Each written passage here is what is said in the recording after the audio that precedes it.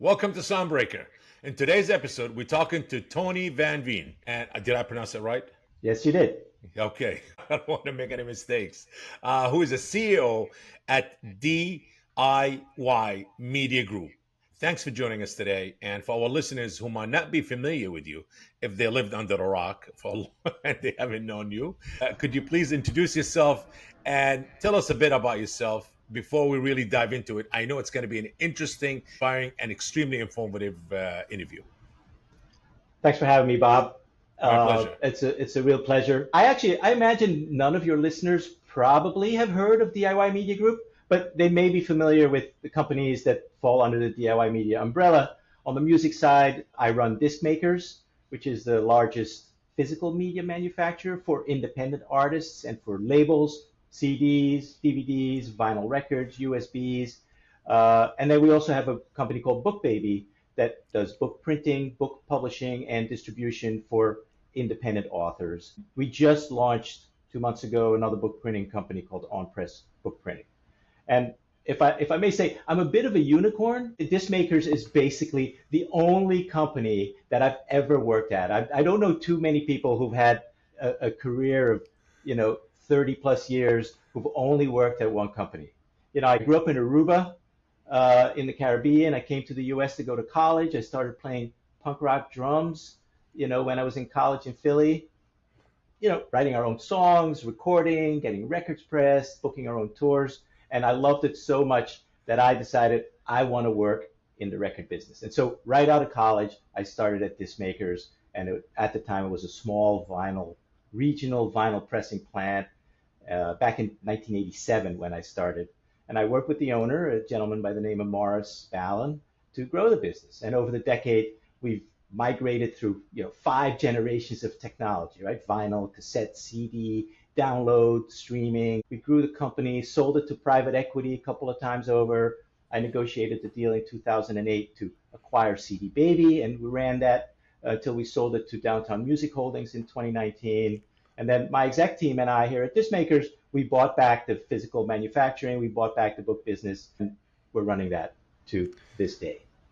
Wow, you took it's a whole summary of the whole interview. I love it. I love it. Let me tell you something. I mean, you were in a band. You were a drummer in a rock, a punk rock band. And what made you, to kind of get into music publishing and also starting get involved in what do you call it, disc makers and all of that? What was like the pivotal moment that kind of said, you know what, this is what's missing, that's what I need to do? Well, the interesting thing about being a musician, and particularly being in the hardcore punk scene in the Yeah. 1980s, was that it was basically a parallel music industry, but parallel to the traditional music industry, right? There were recording studios, radio stations, people booking shows, organizing tours, doing promotion. But the old heads in the scene were in their mid 20s, right? Instead of their mid 50s or mid 60s in the traditional music industry. And I was in my late teens, in my early 20s, and it was just the whole thing was really entrepreneurial and just really stimulating. And so, it was a small jump from there to feeling I want to do this for the rest of my life. And frankly, there was some luck involved because in the late 80s, that was the time when technology in music recording moved very quickly. And, mixing consoles went from the size of a mattress to like a Mackie board that would fit on a desk. And project studios were springing up that helped create the original DIY music scene, the stuff that artists do today, where every artist realizes, I got to do my own recording, I got to get it up on Spotify, I got to get it out onto the market. That was very uncommon. In the 70s, early 80s, 60s, it was all about sending demos to record labels and hoping that somebody would smile upon your demo and offer you a contract. And so, Absolutely.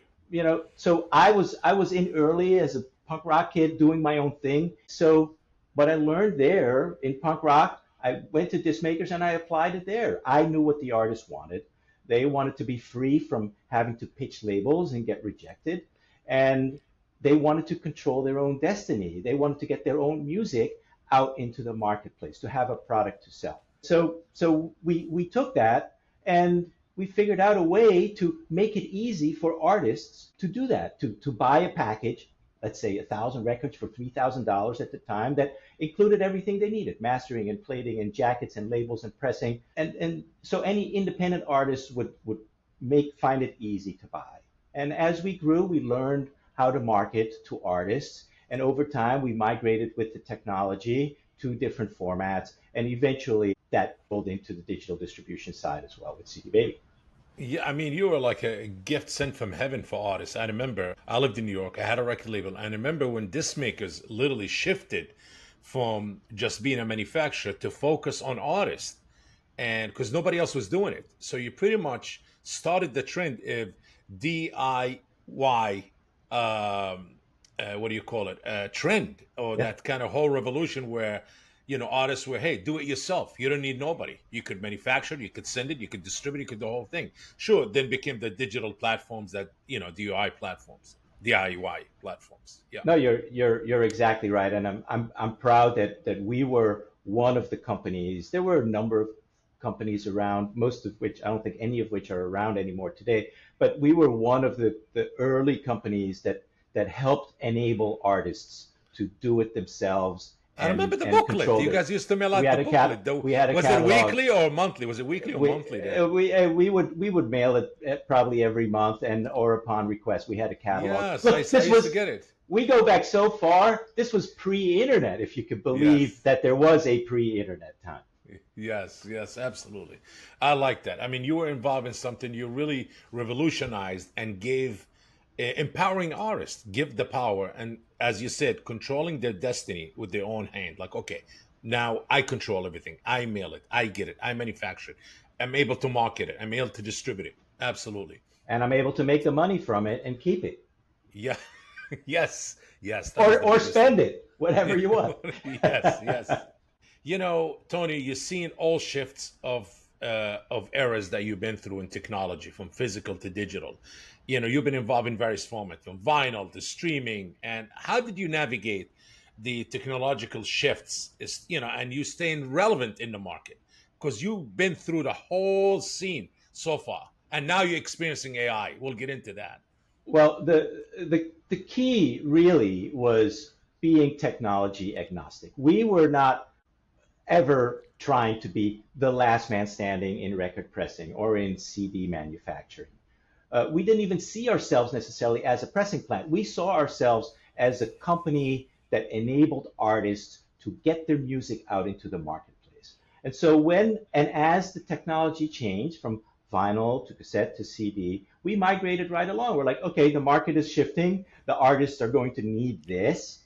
And we figured out the best solution for our customers in the new format, and we offered it. And frankly, we were fortunate, right? In the independent music space, we were fortunate that we weren't bleeding edge. We didn't have to be bleeding edge. We didn't really invent much, except we invented process improvements, right? We were fast followers from a technological perspective. We would watch what the majors did. We would watch the formats that the fans wanted, right? Because there were plenty of formats, mini disc and DAT that the majors introduced that they hoped would become retail formats that never became a retail format. But we would watch the formats that did evolve and catch on, and then we would figure out really quickly how we could offer that to artists in a way that was convenient and that was affordable to them.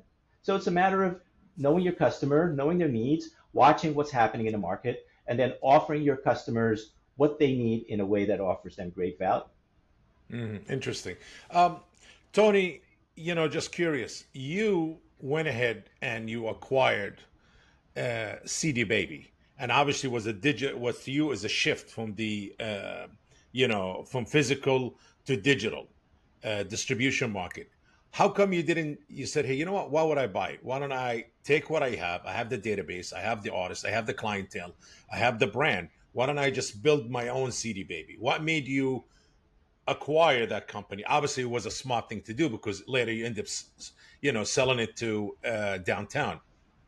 It's a So good, what would, yeah, yeah. question. If I go back to around the turn of the century, which is almost a quarter century ago already.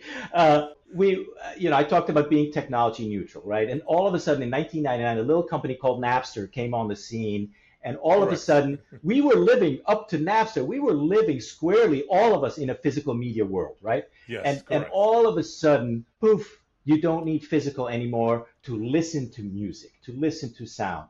And I saw that, and I'm like, holy crap! If we can't figure out how to offer this to our artists in some way that can help them make money, we're going to go out of business. We're going to be dinosaurs. And there was no way to make money with the original MP3 file sharing. But I found this little company called CD Baby in 2001, which was at the time just an online CD store. And I thought, right, so because MP3s and Napster was all about peer to peer, right? The artists had no role in that piece of the ecosystem. It was music fans would upload it, and other music, and it's a distributed peer to peer system, and other music fans would download it, right? So there was no role for the artists in there. And so I thought, next best thing, help our artists get distribution, because distribution in the physical space was always kind of a walled garden, and it's really hard as an unknown artist to get distribution. So I figured I made a deal with Derek Sivers, who was the owner of CD Baby, to sell the CDs online. In 2004, as Apple was getting ready to launch the iTunes Store, which was really the first major way for artists and rights holders to start monetizing their content with as a download format. Derek, CD Baby owner, was smart. He digitized he had tens of thousands of CDs that he had in the inventory. He digitized all of them, loaded them onto a bunch of hard drives, and literally drove them to Cupertino, California, delivered them to Apple. And CD Baby was a partner, content partner, when Apple launched the iTunes Store. And so all of a sudden, CD Baby was now in the digital distribution business. Why didn't we invent it? I don't know. We weren't that But smart. there was, not to interrupt you, but there was also the Orchard was also around because they started in '97 So or we '98. were, Yeah, yes, yes. I Scott heard Cohen. your Scott Cohen interview. I've known him and Richie Gotterer for Yeah, probably close to 30 years. We were yeah, also an early partner with the Orchard. I was in the basement on Orchard Street at their place where they had racks of CDs, right, including some of our clients.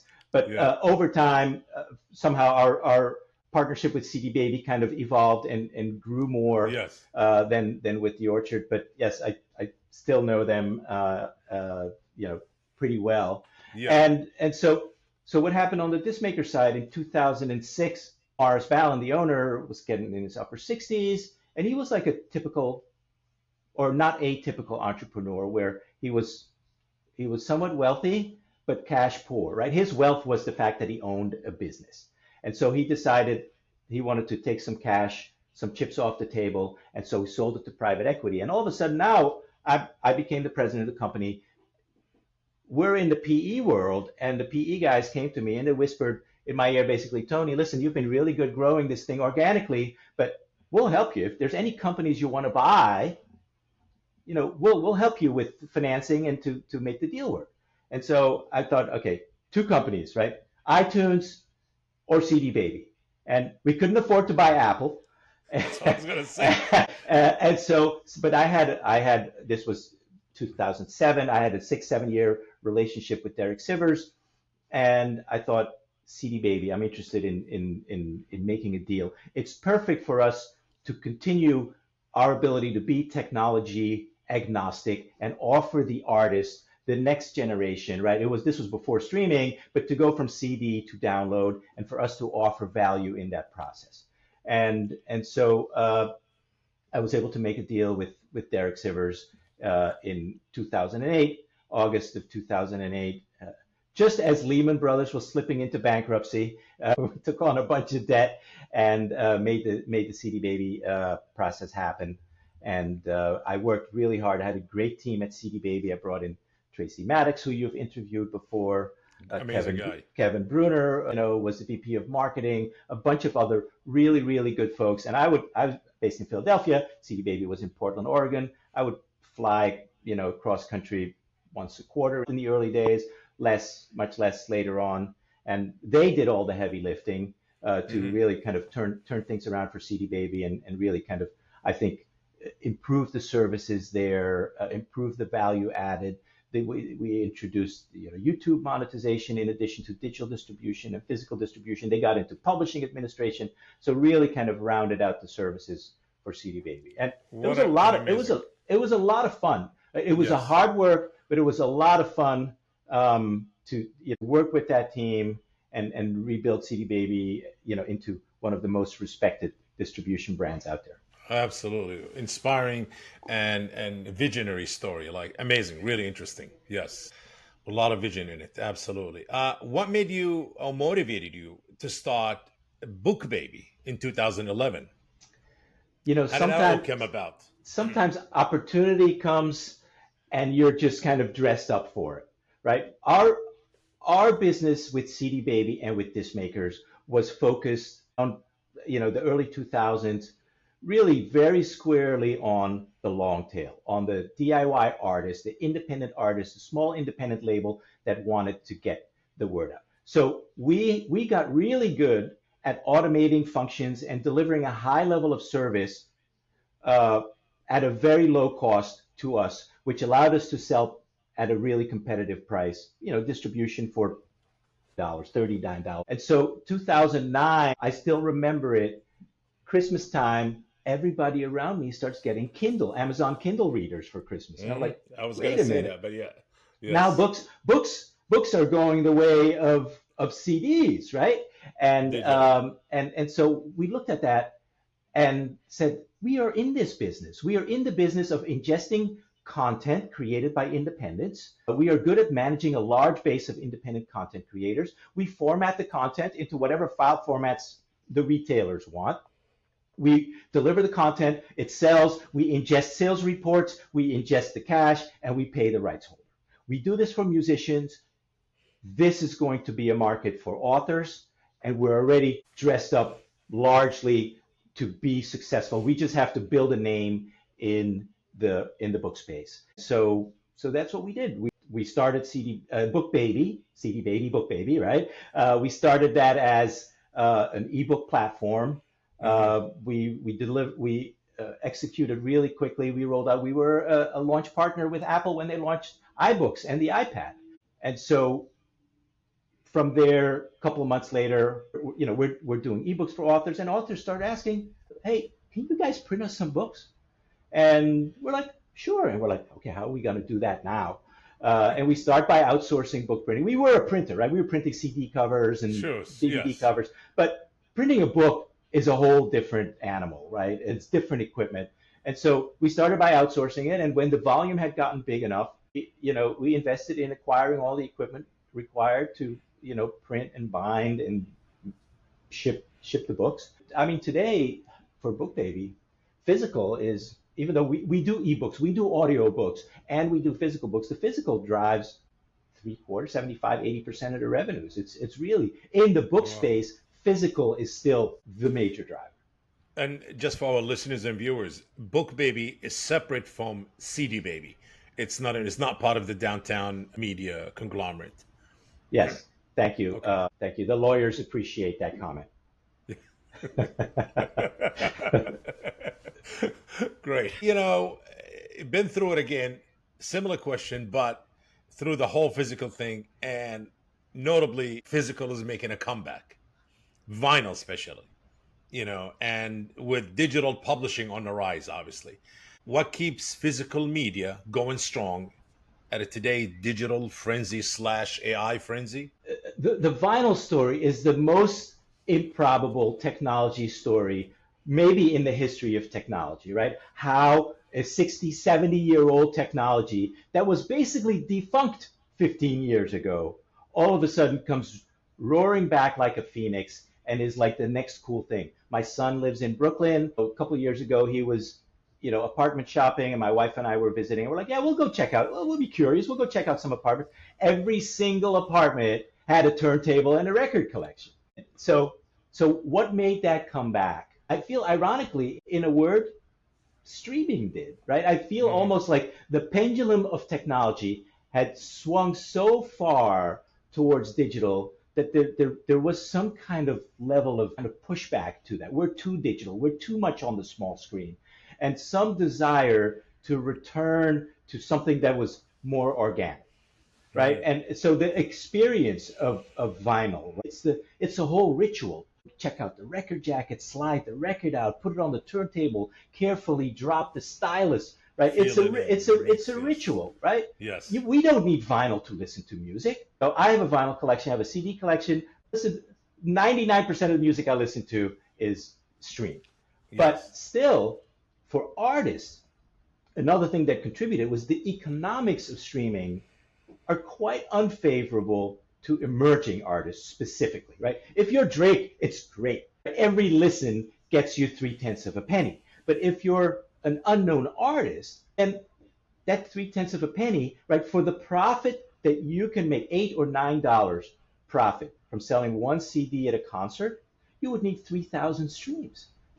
Correct. 3,000 streams is a lot of streams, Yeah. right? That's hard. That's much harder for most independent artists. If you're an artist that's trying to make it and you're performing, you can more easily sell one CD at a concert and gather those 3,000 streams. So it's a bit of a financial lifeline still today for artists that are on the road, that they have physical media, and it helps them with with their touring expenses. Plus the graphics, that glorious record jacket, the CD booklet with the photos and the lyrics and the liner notes.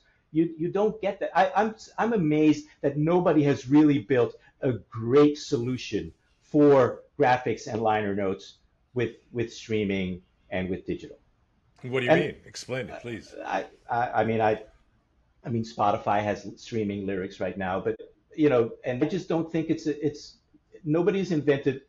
I feel a kind of full it's a full music experience that covers not just the The composition, sound the that you're song itself. listening to, Yeah. but also the visual with photos. Yes, you have the little canvas videos. That's that 8 second loop. Yes, you can get the lyrics. It's a different experience. And fans, people love to own stuff, right?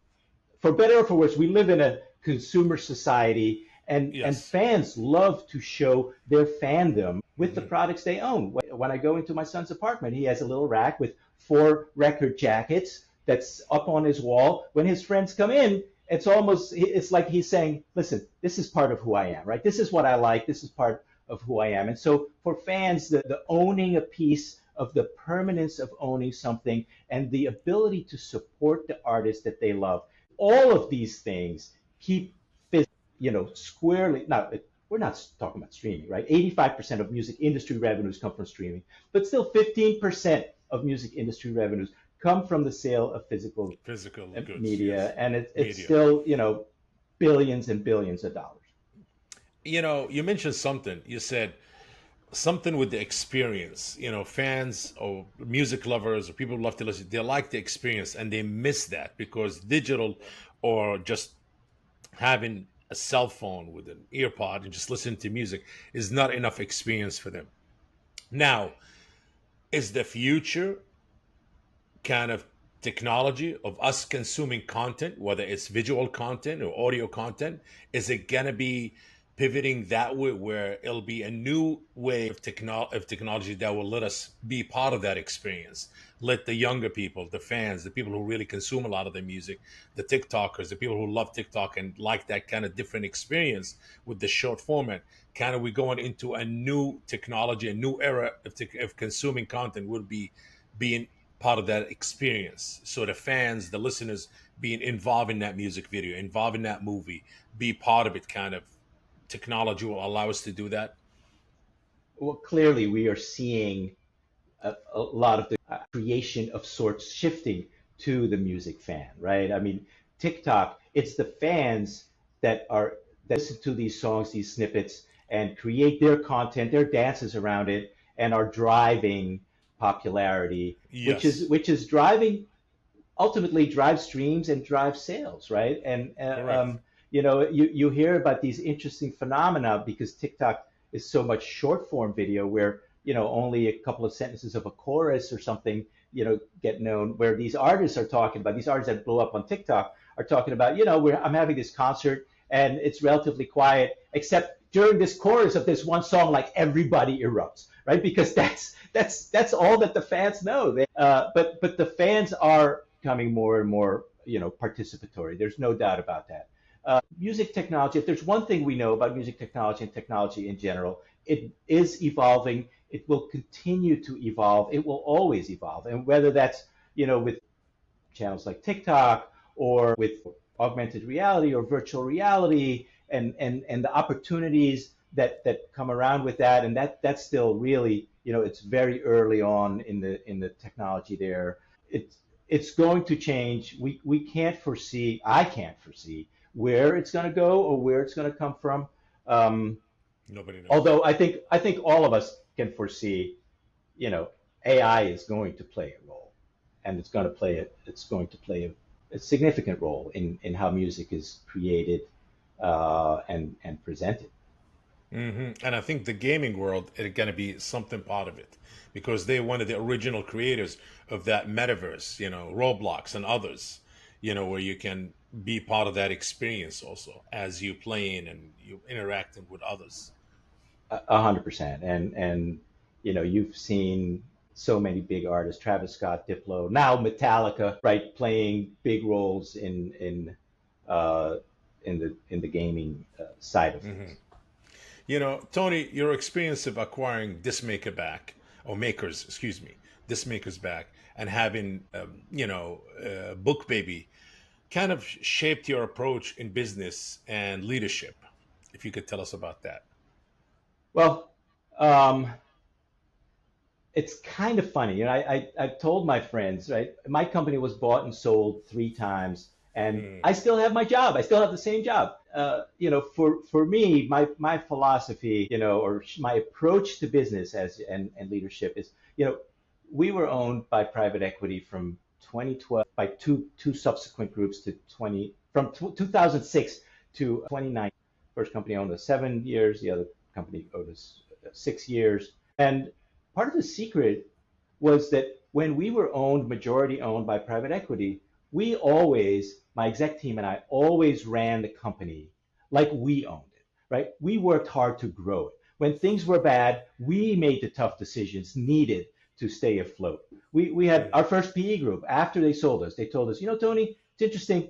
You were the only company we owned where we never had to make any changes to the management or the executive team. And that's because we made those changes when necessary. If an exec needed to change or needed to be upskilled, I made sure that they did that and that was done. We did not need, a bunch of money men sitting in an office building in Manhattan to tell us how to run our business. We knew how to run our business. And for me, so selling companies, buying companies, I've done both. They're particularly the selling. People are worried sometimes. It's kind of a scary thing. What's the new owner gonna think? Gonna want? My daughter worked for DIY for a few years, and when she came on board, I told her, Nora, you need to realize this company's been sold a few times.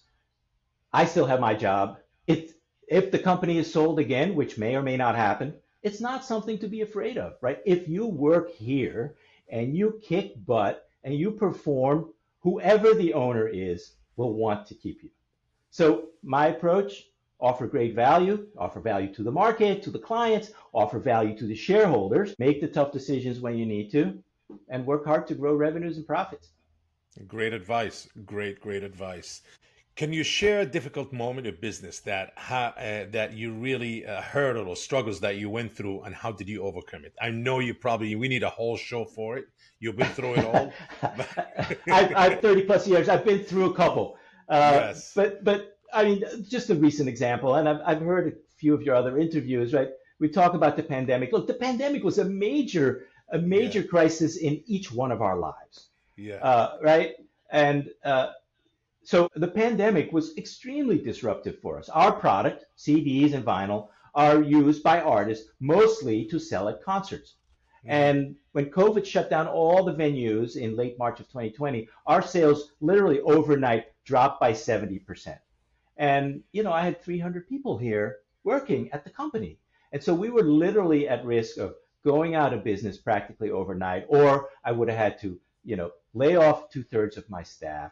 And we're all, you remember, right? In the early days, like the NBA just got shut down, the NCAA Yes. the tournament got shut down, flights from Europe start getting stopped, and we're watching the news. And my wife one night says to me, "Tony, you guys make stuff, right? Isn't there something you can make that will help with this pandemic?" And so I got together with our team and we figured out, oh, we can make face shields. And so over a weekend, our team, they worked, they designed the face shields. We figured out the plastic laminate we were going to need and the foam and the straps and the packaging. And they designed jigs to assemble them. And they ordered the materials. And within 5 days, we started making and selling face shields. And to me, the thing that was important was, look, the whole US economy revolves around health insurance is largely driven by your employment. And I'm like, Yes. if my people are out of a job now, it is a really, really bad time for them to not have insurance. And so it was really important to me to keep all my staff, all my team members employed. And so I told everybody, I said, we're going to make face shields and we're going to make them by hand because I want everybody, and you're going to have to make face shields, and I'm going to be making face shields. And and I didn't want anybody to lose their job. And so I asked everybody, those big 6 foot plastic picnic tables. I'm like, bring in a picnic table from home. We're going to set it up in the warehouse, and you're going to be making face shields. And everybody did it. My CFO was making face shields. My HR directors were making face shields. My manufacturing staff, my marketers, my sales staff.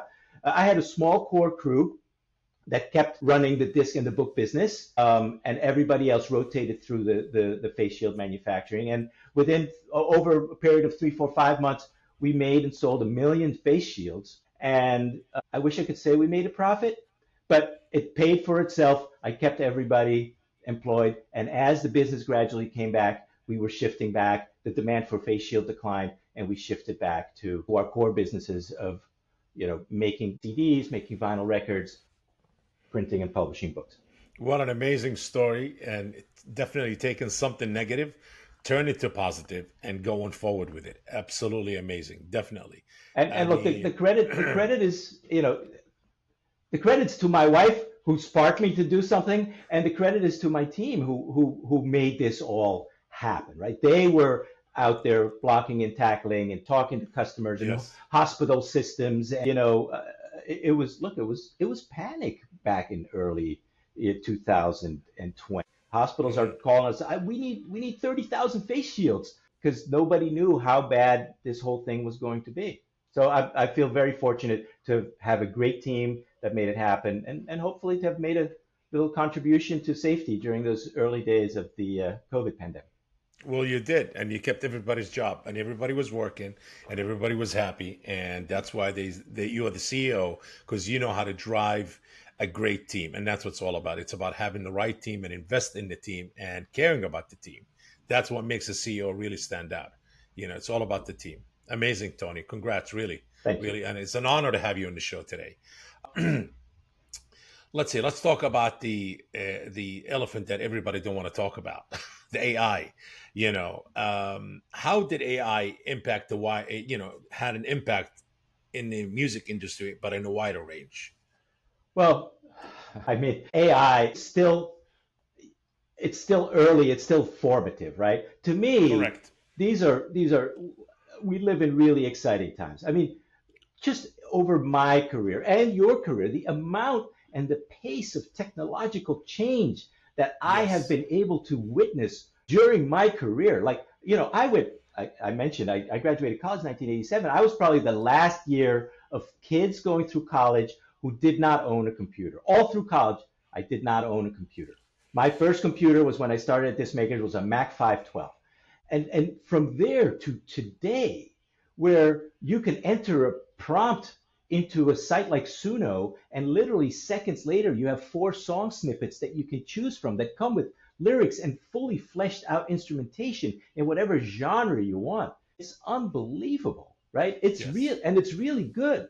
Look, clearly there are intellectual property concerns with AI, including Yeah. where and how did the AI learn to do what it can do, and how can those rights holders that the AI learned off of, how can they be compensated? And my guess on that front is, if you try to predict the future, you look to the past, right?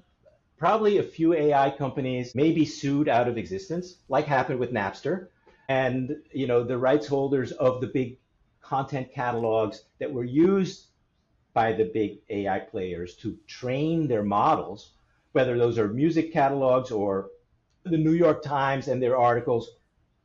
I wouldn't be surprised if those negotiations end up being, those big catalog owners end up taking pieces of equity into some of the bigger AI companies, right? And that's how ultimately they and their content owners are going to get compensated, just like Spotify did with the majors. To get the majors on board, Spotify doled out big pieces of equity. Yes. So, Yes. Yes. so look, if you break down, there's a lot of hand wringing about AI. Some people are excited. I fall in the excited camp. Other people are worried, and there's legitimate concern, like, okay, how do we deal with intellectual property rights? And then there's just the fear of technological change, and it's just another technological advancement at its core, right? It's like desktop recording was, or drum machines, right? Or sample packs back 20, 20, 30 years ago. So yeah, it will create disruption. And some of that disruption will be painful. When drum machines came out, people were concerned drummers were going to become extinct. And what happened? There's still plenty of drummers, but it opened Yeah. up a new way for a whole new class of artists and producers to create amazing music with the new technology. And the same will happen with AI, Now. right? The Yes. same is going to happen. Well said. Absolutely. The concept of what is a musician is going to change.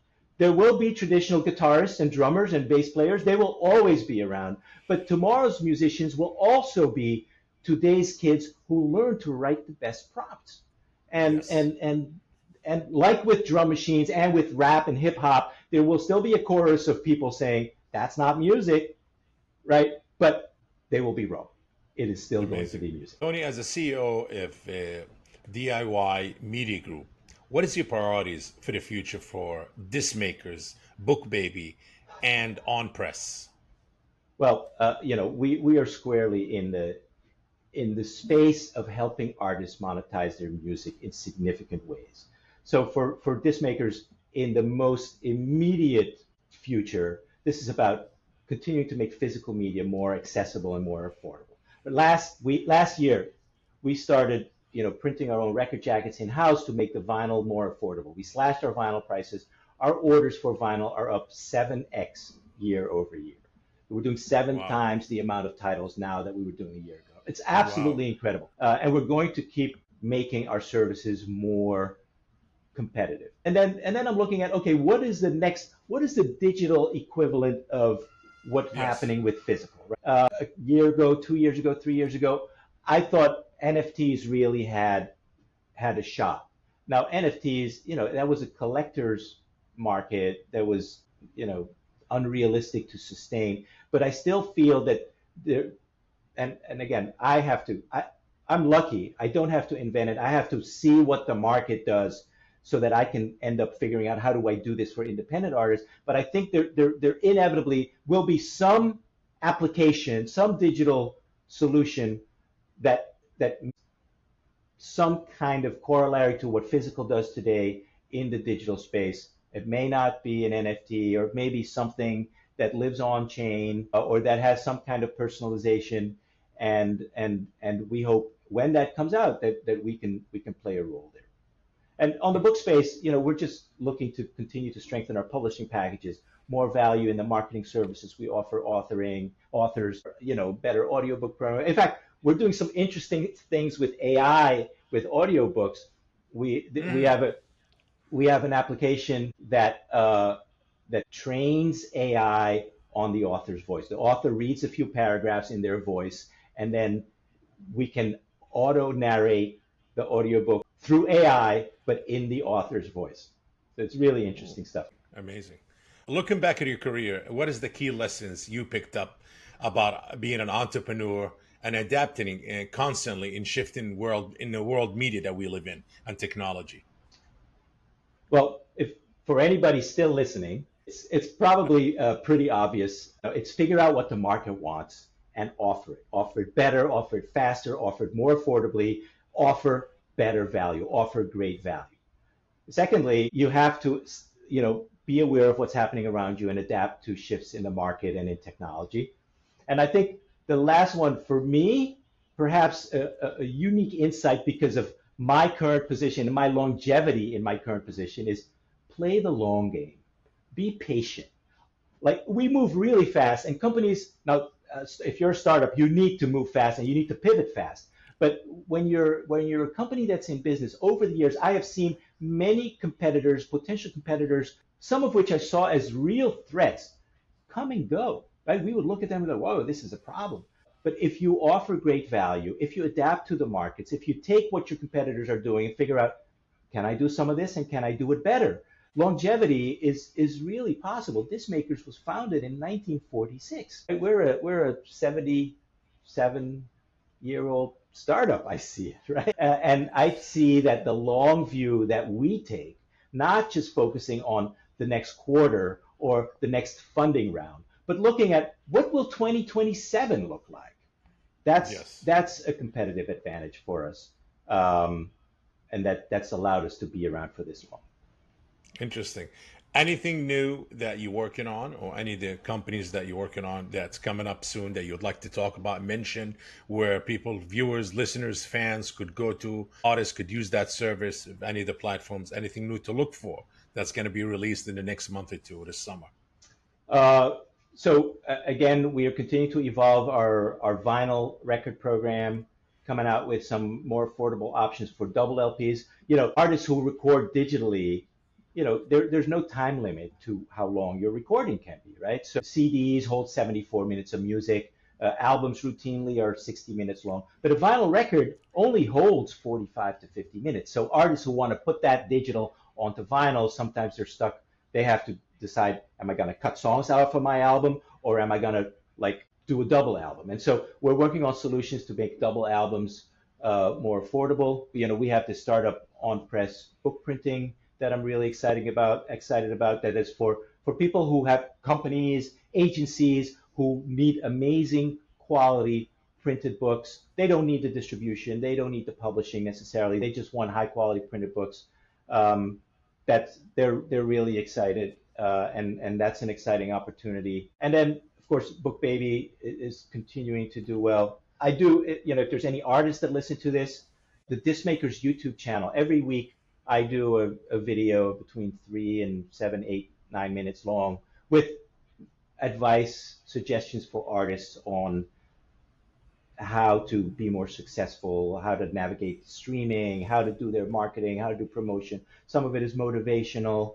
Some of it talks about the music industry. So if anybody is interested in that, just check out the Dismakers YouTube channel, and drop a comment in. That's how I have fun over the weekend and connect with artists. I watch the comments. I reply to the comments. Amazing. What an amazing interview. Extremely inspiring and definitely informative. I was excited about this interview myself, actually. Tony, I want to thank you for joining us today. And this concludes today's episode of Soundbreaker. Please make sure to follow us on socials and stay tuned for new episodes.